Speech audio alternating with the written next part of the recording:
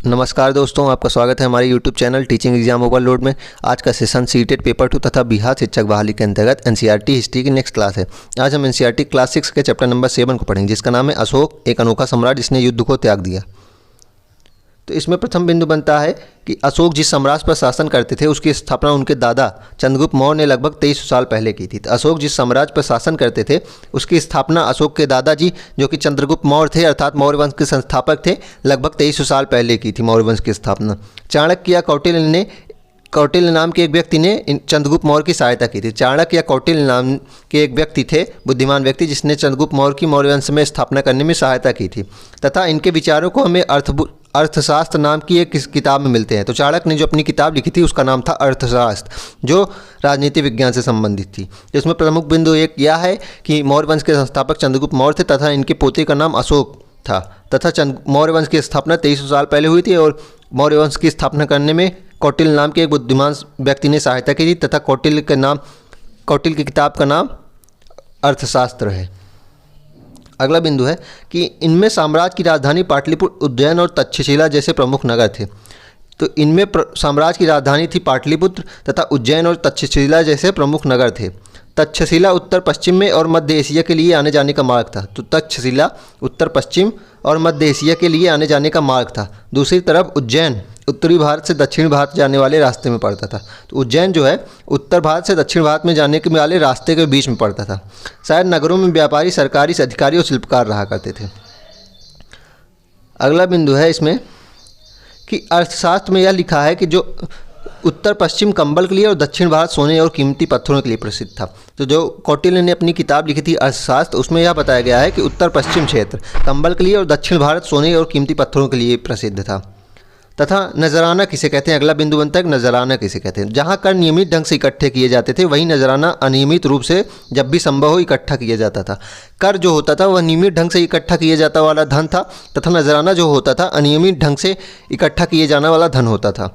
ऐसे नजराने विविध पदार्थों के रूप में प्रायः ऐसे लोगों से लिए जाते थे जो स्वेच्छा से इसे लेते थे। तो नजराने जो हैं उससे लिए जाते थे जो इसे स्वेच्छा से देते थे तथा विविध पदार्थों के रूप में भी देते थे।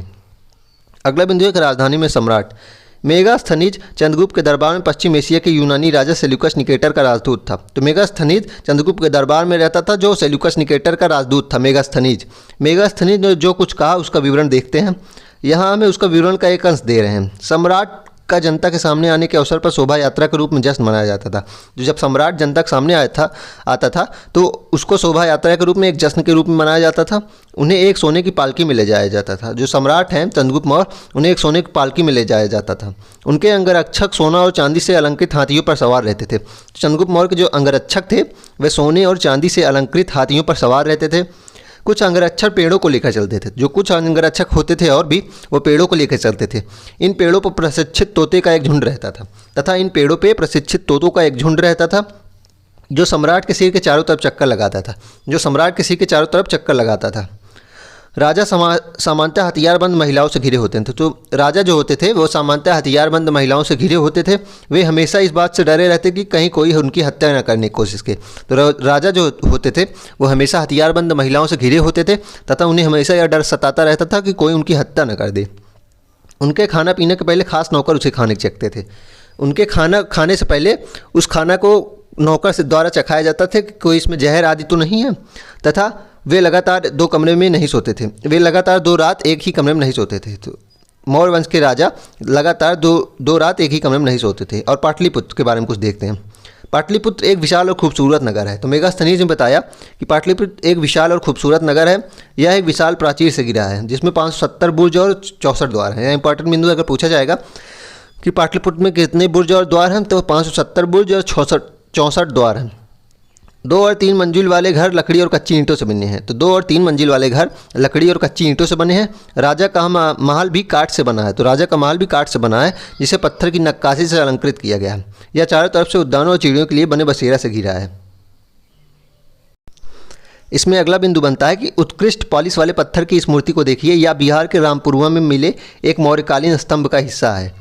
अभी इसे राष्ट्रपति भवन में रखा गया है। यह उस समय मूर्तिकला का एक नमूना था। तो ये प्रश्न बनता है कि बिहार के रामपुरवा में मिले जो एक मौर्यकालीन स्तंभ अर्थात बैल की मूर्ति मिली है उसे अब वहाँ कहाँ रखा गया है, तो उसे राष्ट्रपति भवन में रखा गया है। अगला बिंदु है कि अशोक के धम्म में कई समस्याएं थी। अशोक का धम्म क्या है? तो धम्म अर्थात धम्म, पाली भाषा में धम्म को धर्म कहते हैं, हिंदी भाषा में। ऐसी कई समस्याएं थी जिनके लिए उनमें संवेदना थी। उनके साम्राज्य में अलग अलग धर्मों को मानने वाले लोग थे। अशोक के साम्राज्य में अलग अलग धर्मों को मानने वाले लोग थे और इससे कई बार टकराव पैदा हो जाता था। इसलिए उन्होंने धम्म महात्मात नाम के अधिकारियों की नियुक्ति की। तो प्रश्न यही बनता है कि धम्म की शिक्षा देने के लिए अशोक ने किस नाम के अधिकारियों की नियुक्ति की? तो धम्म महात्मात नाम के अधिकारियों की नियुक्ति की। अगला बिंदु है कि मौर्य साम्राज्य के उभरने से थोड़ा पहले, लगभग 2400 वर्ष पहले, चीन में सम्राटों ने चीन की दीवार का निर्माण शुरू किया था। चीन की दीवार का निर्माण कब शुरू किया गया? लगभग 2400 साल पहले। इसे बनाने का उद्देश्य उत्तरी सीमा की पशुपालक लोगों से रक्षा करना था। तो इसे बनाने का लक्ष्य था कि उत्तरी सीमा की पशुपालक लोगों से रक्षा करना था। अगले 2000 वर्षों तक इस दीवार का निर्माण कार्य चलता रहा। लगभग 2000 वर्षों तक इस दीवार के निर्माण का कार्य चलता रहा, क्योंकि साम्राज्य की सीमाएं बदलती रही, क्योंकि साम्राज्य की सीमाएं लगातार बदलती रहती थी। यह दीवार लगभग 6400 किलोमीटर लंबी है। तो प्रश्न यही बनता है कि चीन की दीवार कितनी लंबी है? तो वह 6400 किलोमीटर लंबी है तथा पत्थर ईंटों से बनी है। इनकी ऊपरी सतह सड़क जैसी चौड़ी है। इनकी ऊपरी सतह जो है सड़क जैसी चौड़ी है। इस दीवार को बनाने के लिए हज़ारों लोग को काम करना पड़ा। हर 100-200 मीटर की दूरी पर इसमें निगरानी के लिए बुर्ज बने हैं। तो यह भी प्रश्न इंपॉर्टेंट है कि कितने मीटर की दूरी पर निगरानी के लिए बुर्ज बनाए गए हैं? तो 100-200 मीटर के लिए निगरानी बुर्ज बनाए गए हैं। चलिए, इस चैप्टर में इतना ही। अब इसका क्विक रिवीजन देखते हैं हम। तो क्विक रिवीजन में पहला बिंदु बनता है कि अशोक चंद्रगुप्त मौर्य के पौत्र थे तथा मौर्य वंश की स्थापना 2300 वर्ष पूर्व चंद्रगुप्त मौर्य के द्वारा हुई थी। साथ ही चंद्रगुप्त के पुत्र का नाम बिंदुसार था तथा बिंदुसार के पुत्र का नाम अशोक था। तो अगर प्रश्न बनेगा कि अशोक के पिता का नाम क्या था, तो वह बिंदुसार था तथा मौर्य वंश की राजधानी पाटलिपुत्र थी।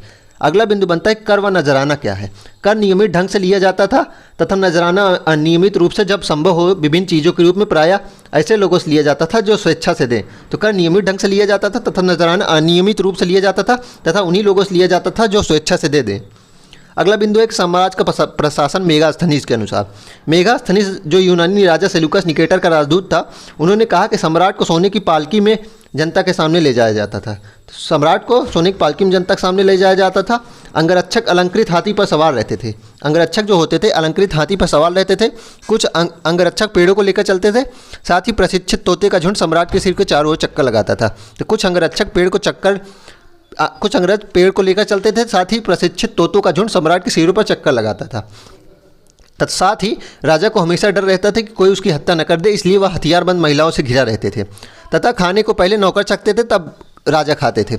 अगला बिंदु इसी में है कि राजा लगातार 2 रात एक कमरे में नहीं सोता था। अगला बिंदु है कि अशोक पहला शासक था जो अभिलेखों द्वारा जनता तक संदेश पहुंचाता था। तो अगर यह प्रश्न बनता है कि पहला शासक भारत को बताइए जो अभिलेखों द्वारा जनता पर संदेश पहुंचाता था, वे अशोक सम्राट महान थे। ज़्यादातर अभिलेख प्राकृत व ब्राह्मी भाषा में थी। तो अशोक ने कहा कि मैंने राजा बनने के 8 साल बाद कलिंग विजय की, लगभग 1.5 लाख बंदी बने हुआ 1 लाख से ज़्यादा मरे, इससे मुझे अपार दुख हुआ तथा मैंने धम्म की स्थापना की। धम्म क्या था? अशोक के धम्म में किसी पूजा कांड की आवश्यकता नहीं थी। अशोक ने धम्म की शिक्षा देने की अधिकारी नियुक्त की, तो इन्हें धम्म महामात कहा गया। तो प्रश्न यही बनता है कि अशोक ने धम्म की शिक्षा देने के लिए अधिकारियों की नियुक्त की, उनका नाम क्या है? तो वे हैं धम्म महामात। अगला बिंदु है कि चीन की दीवार पशुपालक से रक्षा के लिए 6400 किलोमीटर लंबी बनाई गई थी तथा हर 100-200 मीटर में दूरी पर निगरानी के लिए एक बुर्ज रखा गया था तथा यह 2400 साल पहले बनाई थी।